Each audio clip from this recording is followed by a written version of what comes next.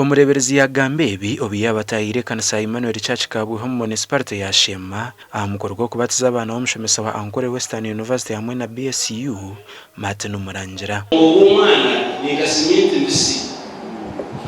Simiti yabeshye mbisi. Wajita monte akamaka. Kayobera. Karafa kujaki.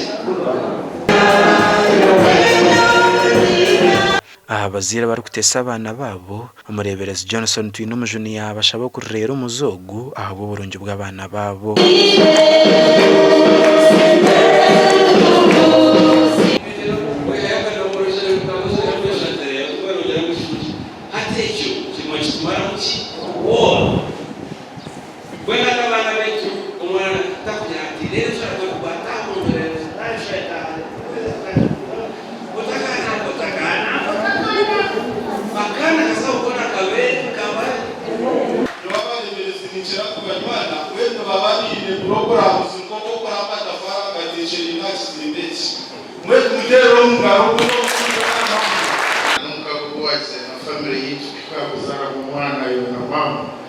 Kachoreka kubuzima kumutekateka kwemereza ibintu byona ukisha kunkwase tumutero n'umugabo.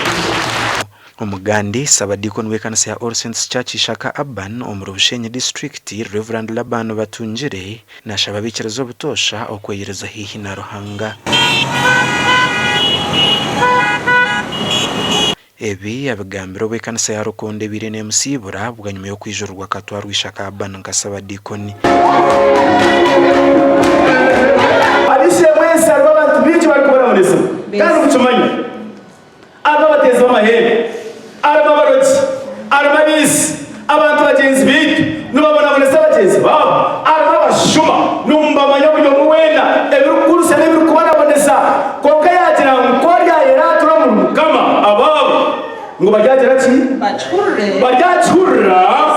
Reverend Laban ashabira bikirizo butosho kwatanisa no kutamana mbyentunguka. Mwishe twataniza hamwe tugumize mu murimo gwa Mukama cyo kindi kubasha bangu bishe bankwase tugumize mu murimo gwa Mukama. Umurimo harimo barahingira